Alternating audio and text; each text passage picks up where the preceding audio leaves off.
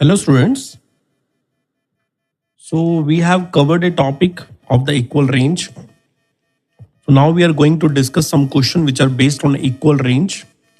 तो हम लोगों ने काफ़ी सारे रिजल्ट्स डिराइव किए थे कि इक्वल रेंज का केस हो जाए तो हम उनको किस किस तरह से फॉलो करेंगे, जिसमें आपके पास कुछ रिजल्ट्स था जिसमें हम हाइट्स की बात कर रहे थे, addition of height, division of height and so on. तो उन्हीं रिजल्ट्स का यूज़ करते हुए हम आगे की क्वेश्चंस को प्रोसीड करते हैं।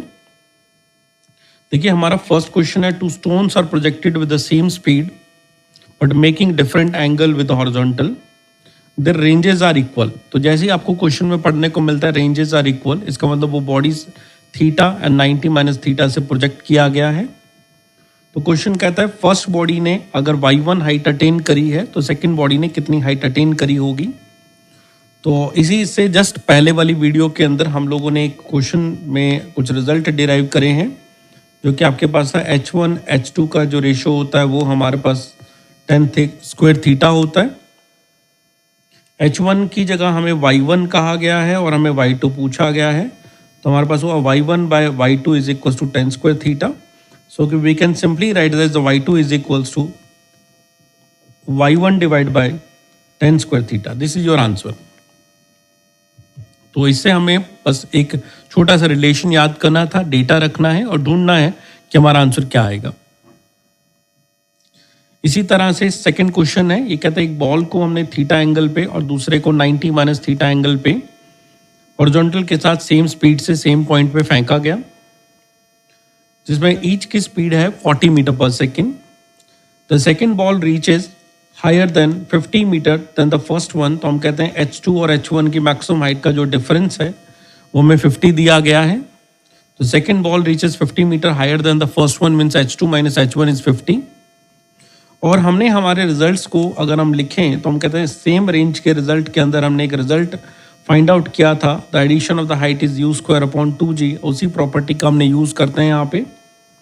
u की वैल्यू हमारे पास 40 हो गई, डिवाइड बाई 20 किया, 40 का स्क्वायर सॉल्व करते हैं तो 1600 आता है, डिवाइड बाई 20 करें तो ये हमारे पास 80 आ गया। तो हमारे पास h2 और h1 का डिफरेंस 50 क्वेश्चन ने दिया और h2 और h1 का एडिशन 80 हमने लिखा। अब दोनों को हमने ऐड किया तो h2 और h2 ऐड किया तो 2h2 बन गया और h1 सब्सट्रैक्ट होके 0 होके यहाँ पे आपका आ गया 50 प्लस 80 इज 130।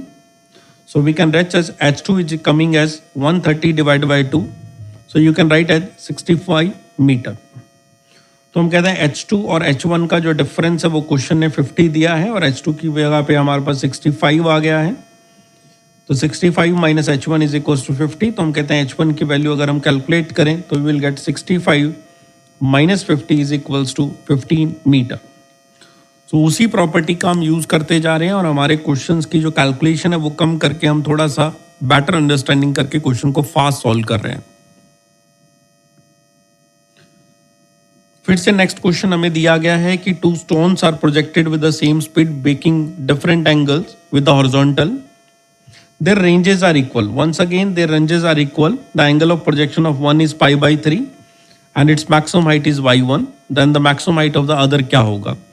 तो रेंज के इक्वल केस में अभी हमने फर्स्ट क्वेश्चन जैसे किया था उसी तरीके से ही h1 और h2 का जो रेशो होता है वो 10 स्क्वायर थीटा होता है। h1 का मतलब फर्स्ट हाइट जो कि y1 दी गई है, h2 का मतलब सेकेंड हाइट जो कि y2 हमें पता करना है, और एंगल की जगह हमें दिया हुआ है पाई बाय 3। पाई बाय 3 का मतलब होता है 60 डिग्री।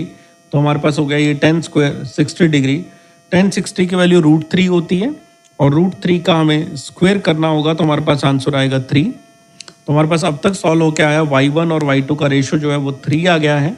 तो क्वेश्चन ने पूछा y2 कितना होगा, तो we can just write as the answer of y2 is equals to y1 divide by 3। This is your answer. y2 is coming as y1 by 3।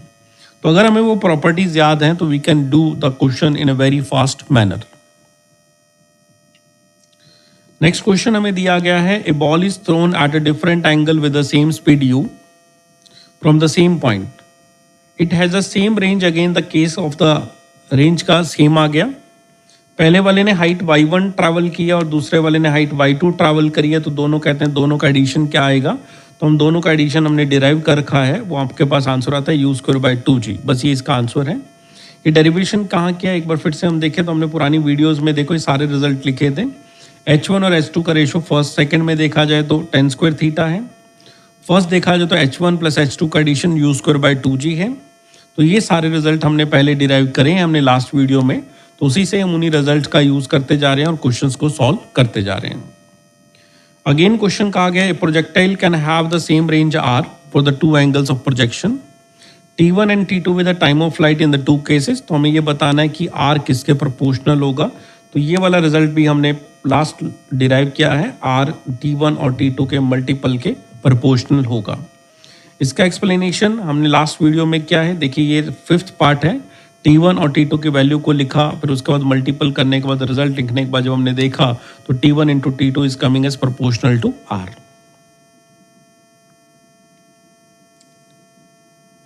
तो ये हमारे पास कुछ छोटे छोटे क्वेश्चंस थे जिनको हम कह सकते हैं इक्वल रेंज के बेस्ड क्वेश्चन थे। अब इक्वल रेंज के क्वेश्चंस के अलावा हम कुछ और क्वेश्चंस भी ट्राई करते हैं जो कि इक्वल रेंज के नहीं है बट प्रोजेक्टाइल मोशन के इंपॉर्टेंट क्वेश्चन है जिनको समझने में हमें थोड़ी सी डिफिकल्टी फील होती है या फिर हम कहें थोड़े डिफिकल्ट क्वेश्चन होते हैं। इन डिफिकल्ट क्वेश्चंस को करने के लिए शॉर्ट ट्रिकी मेथड आपको हम सिखाएंगे अभी कैसे करते हैं। तो देखिए फर्स्ट क्वेश्चन हमें दिया गया है,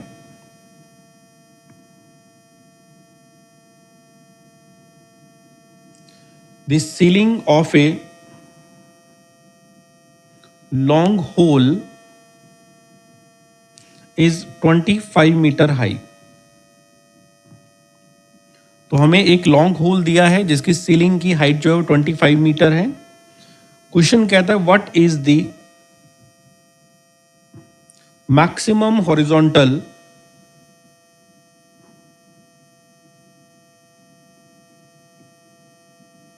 distance that a ball thrown with a speed of 40 meter per second can go without hitting the ceiling of the hole।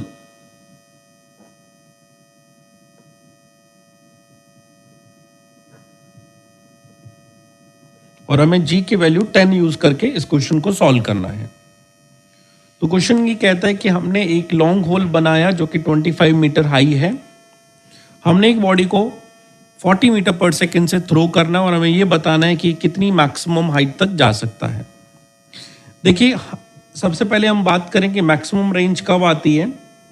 तो ये हमने प्रीवियसली बात करी है कि मैक्सिमम रेंज के लिए हमें किसी बॉडी को 45 डिग्री पे फेंकना होता है। तो अगर हम किसी बॉडी को 45 डिग्री पे फेंकते हैं तो हमारे पास रेंज मैक्सिमम होती है। तो लेट्स से एक बार इस कंसेप्ट को समझते हैं कि हमने एक बॉडी को यहाँ पे 45 डिग्री पे फेंका और ये अपना इस तरह से प्रोजेक्टाइल बना के यहाँ पे गिर गई है।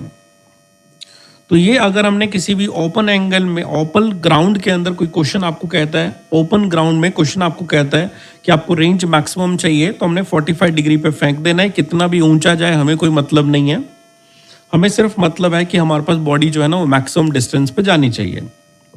लेकिन अब ये क्वेश्चन कहता है कि आपके पास एक रूम है जिसकी हाइट 25 मीटर है। समटाइम होता है क्या, हम इसको फेंकते हैं और हमारा रूम जो होता है वो कुछ इस तरह का होता है। रूम इस तरह का होने का मतलब हो गया रूम की हाइट 25 मीटर होती है और अगर हम किसी बॉडी को 45 डिग्री पे फेंकते हैं तो कुछ इस जगह पे आपको दिखाई दे रहा होगा ये पाथ ऑफ द बॉल जो है ये तो ऊपर चला गया और हमारी रूम की सीलिंग यहीं पे रह गई। तो इसका मतलब ये बॉल जो है वो सीलिंग के साथ हिट हो जाएगी और सीलिंग से हिट होने के बाद में ये उतना दूर नहीं जा सकती जितना हमें चाहिए। तो ऐसे क्वेश्चंस को सॉल्व करने के लिए हमें अपनी तरफ से कुछ इस तरह से कोई एंगल एडजस्ट करना चाहिए कि बॉडी जो है इस तरह से इसको टच होते हुए नीचे गिर जाए। तो मतलब वी आर रेस्ट्रिक्टेड कि हमारा एंगल ऑफ जो थ्रू है, एंगल ऑफ प्रोजेक्शन जो है वो 45 डिग्री होना जरूरी नहीं है। हो सकता है वो हमें कम रखना पड़े क्योंकि अगर हम 45 डिग्री उस एंगल को रखेंगे तो वो प्रोजेक्टाइल जो है वो सीलिंग से हिट हो जाएगा। तो हम क्या करेंगे, ये जो हमें जो दिया गया है कि हमारे पास जो मैक्सिमम हाइट है इस रूम की वो 25 मीटर कंसीडर करके हम पहले देखेंगे कि हमने इस बॉडी को किस एंगल पे थ्रो करना है, थीटा ढूंढना पड़ेगा।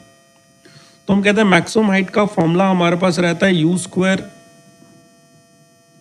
Sine square theta upon 2g, जिसमें h की वैल्यू हमने 25 यूज कर ली है, u की वैल्यू हमें 40 दी गई है, 40 स्क्वायर लिखा, साइन स्क्वायर थीटा लिखा, डिवाइड बाय 2g मतलब 20 लिखा। अब कहते हैं देखा जाए तो साइन स्क्वायर थीटा की वैल्यू कितनी आ रही है, तो साइन स्क्वायर थीटा की वैल्यू आपके पास आ रही है 25 into 20 divide by 40 into 40। Again मैंने जो है सिंप्लीफाई करने के लिए 40 स्क्वायर को 40 इंटू 40 लिखा है, तो 25 multiply by 20 divide by 40 into 40, ये साइन स्क्वायर थीटा की वैल्यू आ गई।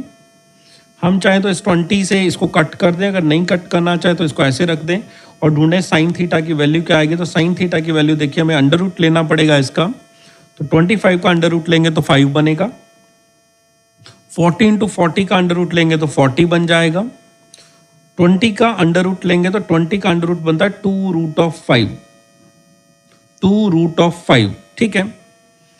5 इंटू 2 10 हो गया, जो नीचे 40 को कट करेगा और हमें आंसर मिलेगा √5 divide by 4। So this is a value of sine theta.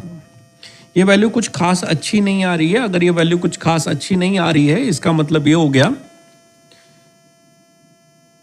कि हमारे पास थीटा कोई टेबल से तो नहीं आने वाला, और अगर ये थीटा टेबल से नहीं आने वाला और रेंज हमें ढूंढनी है, तो रेंज का फॉर्मूला हमारे पास होता है u square 2 sine theta into cos theta, जो हम अप्लाई करते हैं, divide by g. You question ने मेंशन किया है, यू की वैल्यू हम 40 यूज कर सकते हैं। साइन थीटा की बात करें तो √5/4 हम यूज कर सकते हैं, लेकिन अब बच गया कॉस थीटा। अब हम कहते हैं साइन थीटा की जो वैल्यू होती है वो हमारे पास होती है परपेंडिकुलर बाय हाइपोटेनियस। तो परपेंडिकुलर के हिसाब से देखा जाए तो √5 आ गया और हाइपोटेनियस देखा जाए तो 4 आ गया। हमें अगर कॉस थीटा लिखना है तो हमें बेस चाहिए होगा, और बेस हमारे पास होता है hypotenuse square minus perpendicular square का अंडर रूट। तो हाइपोटेनियस हमारा 4 है तो हमने लिखा 4 स्क्वायर, और परपेंडिकुलर √5 है तो स्क्वायर करेंगे तो 5 ही बचेगा, और सॉल्व करने से आ रहा है 5 square is 4 square is 16, 16 minus 5 is 11, तो यू विल गेट √11। तो हम कहते हैं कॉस थीटा क्या होता है, तो हम कहते हैं बेस अपॉन हाइपोटेनियस होता है। बेस को हम √11 लिख सकते हैं और हाइपोटेनियस को हम 4 लिख सकते हैं। तो अब यहाँ पे सारा डेटा अगर पुट कर दिया जाए तो रेंज के लिए हमारे पास बन रहा है 40 का square into 2 times of sine theta. Sine theta की वैल्यू आ गई आपके पास √5/4, कॉस थीटा की वैल्यू हो गई √11/4 डिवाइड बाय 10। ठीक है जी। अब क्वेश्चन को सॉल्व करने के लिए you can just write as 40 into 42 times, ताकि क्वेश्चन थोड़ा सा कैलकुलेशन आपको बचा ले। तो आपने यहाँ पे लिखा √5/4 √11/4 और डिवाइड बाय ये 10 है, 10 इस 0 को कट करेगा, 4 इसको कट करेगा, 4 से ये 10 टाइम कट हो जाएगा, तो आपके पास ये आंसर आया 10 इंटू 2 इज 20 √55 मीटर। अगर आप √55 की वैल्यू कैलकुलेट कर लेंगे तो वेल एंड गुड है, और अगर आप √55 की वैल्यू नहीं कैलकुलेट कर सकते तो आप इसी को यहीं पे छोड़ सकते हैं। तो √55 की वैल्यू एक्चुअल में आपके पास होती है 7.4, और ये आपके पास हो गया इंटू 20, तो मल्टीप्लाई बाय 20 करने से 7.4 से आपके पास नियरली 148.3 मीटर कुछ आंसर आ जाएगा। तो ये हमारे पास आंसर हुआ कि जो है हमारे पास अगर हम कैलकुलेट करें कि हमारे पास मैक्सिमम हाइट कितनी आएगी, तो ध्यान रखिएगा अगर किसी भी तरीके से कोई भी आपको एक रूम का हाइट दिया जाता है तो आप उसको इस तरह से यूज करके आगे प्रोसीड करेंगे। तो ये हुआ फर्स्ट क्वेश्चन, जिसको हम थोड़ा सा डिफिकल्ट कैटेगरी के क्वेश्चन को काउंट कर सकते हैं और उसको किस तरह से अप्रोच करना है, तो ये हमने आपको जो है एक्सप्लेन किया। इसके बाद फिर से अगले क्वेश्चन की बात करते हैं, जो कि नेक्स्ट हम यहाँ डिस्कस करने वाले हैं। ये वो सब डेटा है जितना हम अभी तक वीडियो में कवर अप कर चुके हैं। अब लेट्स से क्वेश्चन ने हमें फिर से एक नया क्वेश्चन दिया।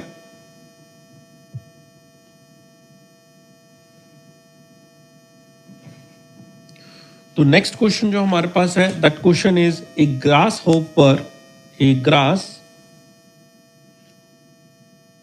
Hopper can jump maximum distance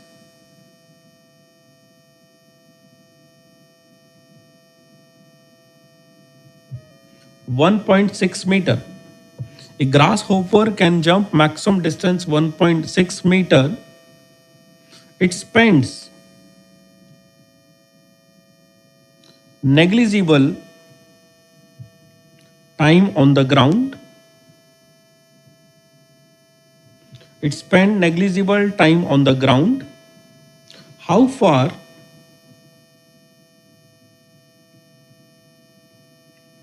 can it go in 10 seconds?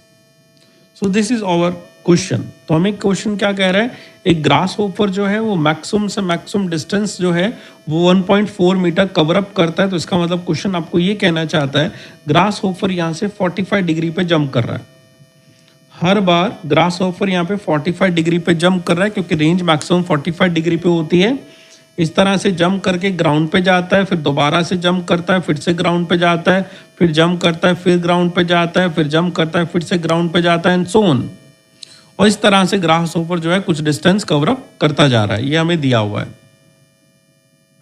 तो ग्रास होपर की जो हमारे पास डिस्टेंस है उसको हमने इस तरह से कवर अप कराया. हर बार ये 45 डिग्री पे जंप करता गया और इस तरह से आगे बढ़ता चला गया. और लास्ट में क्वेश्चन ने आपसे पूछा है कि आप ये बताइए 10 सेकंड में कितना दूर चला जाएगा. तो हम ऐसा कहते हैं, देखो इसका जो रेंज है ना वो मैक्सिमम है क्योंकि 45 डिग्री पे रेंज मैक्सिमम होता है, जिसका फॉर्मूला आपके पास होता है u²/g और ये हमें दिया हुआ है 1.6 मीटर. तो मैं यहाँ पे ऐसे कह सकता हूँ u² की जो वैल्यू आ गई वो आ गई 1.6 इंटू जी की वैल्यू 10 लें तो 16 आ गया. तो इसका मतलब u की वैल्यू आपके पास आ गई √16. तो आप ये कह सकते हैं grass hopper 4 metre per second से मूव कर रहा है. तो इसकी स्पीड जो है 4 मीटर पर सेकेंड है. अब क्वेश्चन ने पूछा ये कितना आगे चला जाएगा. तो इसका मतलब क्वेश्चन ने इसके x डिस्टेंस के बारे में पूछा है. तो जब हम इस टॉपिक को ग्राउंड टू ग्राउंड प्रोजेक्शन को स्टार्ट किया था तो x के लिए हमने फॉर्मूला लिखा है, वो आपके पास है u cos theta horizontal velocity into t time, क्योंकि आपने u ये कैलकुलेट किया है और इस डायरेक्शन में इसकी वेलोसिटी होती है u cos थीटा. तो u cos थीटा एक वेलोसिटी है जिसको टाइम से मल्टीपल करने से आगे की तरफ मूव करता जाएगा. u की वैल्यू अभी हमने 4 कैलकुलेट करी. ये मैक्सिमम रेंज के लिए 45 डिग्री पे जंप कर रहा था तो अभी भी 45 डिग्री पे ही जाएगा और हमें 10 सेकंड के लिए कैलकुलेट करना है. तो ये हो गया 40 इंटू cos 45 इज 1/√2. तो आंसर इज 20 इंटू √2 मीटर. तो grasshopper will cover a distance of 20 √2 metre in 10 second. तो ये हमारे पास एक क्वेश्चन हुआ जो कि बहुत ही अच्छा क्वेश्चन था. एक और क्वेश्चन फिर बात करते हैं हम यहाँ पे. एक और क्वेश्चन हमें जो दिया गया वो ये दिया गया आपके पास, a number of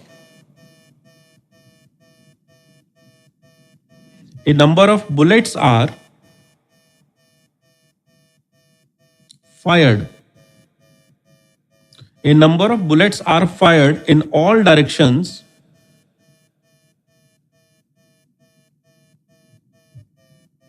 with same initial speed.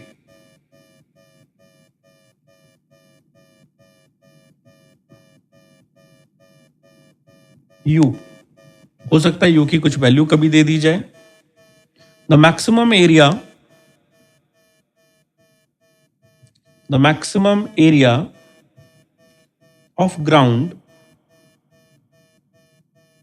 Covered by bullet is. तो ये हमें कैलकुलेट करना है.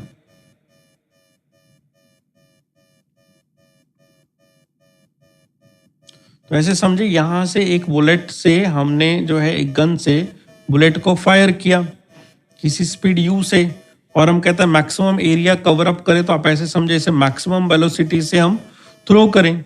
तो मैक्सिमम वेलोसिटी से थ्रो करने के लिए हम गन के इंक्लिनेशन को रेंज मैक्सिमम करने के लिए गन के एंगल ऑफ एलिवेशन को 45 डिग्री पे रखते हैं और इसको यहाँ पे u से फेंकते हैं. तो जब u से 45 डिग्री पे फेंकते हैं तो ये इतनी दूर जाके गिर जाती है जिसको हम ये कह सकते हैं ये मैक्सिमम रेंज है.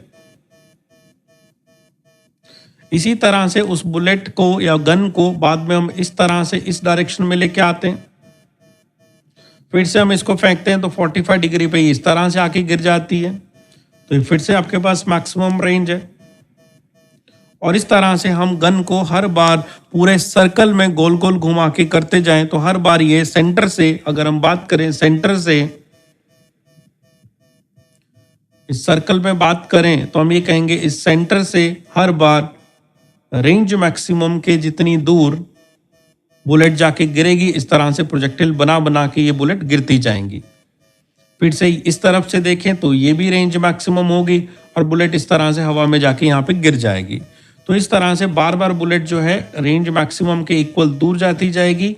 तो हम ये कहेंगे ये हमारे पास एक तरह से रेंज मैक्सिमम एक रेडियस का काम कर रही है, और रेंज मैक्सिमम अगर एक रेडियस का काम कर रही है तो इसका मतलब यहाँ जो बुलेट है पूरे सर्कल में इस तरह से गिर जाएंगी और एक एरिया कवर अप कर लेंगी।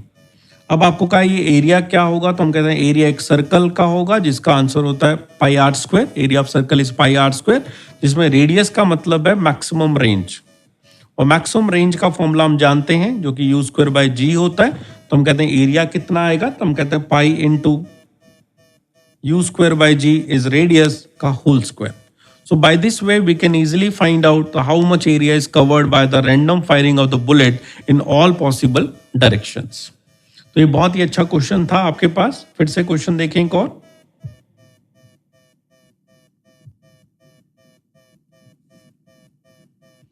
क्वेश्चन ये कहता है the maximum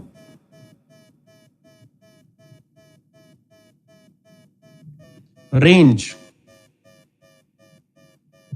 the maximum horizontal HZ horizontal range of a gun is 25 kilometer. Find its muzzle velocity. अब बात करते हैं व्हाट डज मीन बाय मजल वेलोसिटी।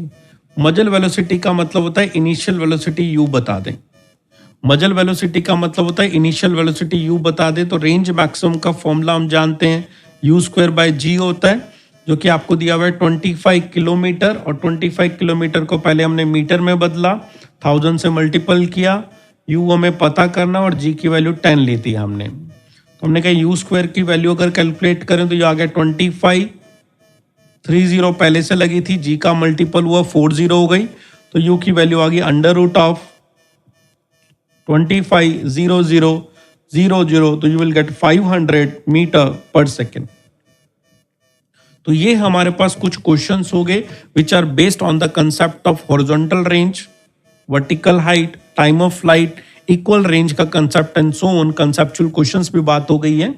नेक्स्ट वीडियो में हम ग्राउंड टू ग्राउंड प्रोजेक्शन के अगले टॉपिक्स की बात करेंगे जिसका नाम होगा equation of trajectory, kinetic energy in a projectile and so on. अभी इस वीडियो में बस इतना ही पढ़ेंगे। Thank you so much.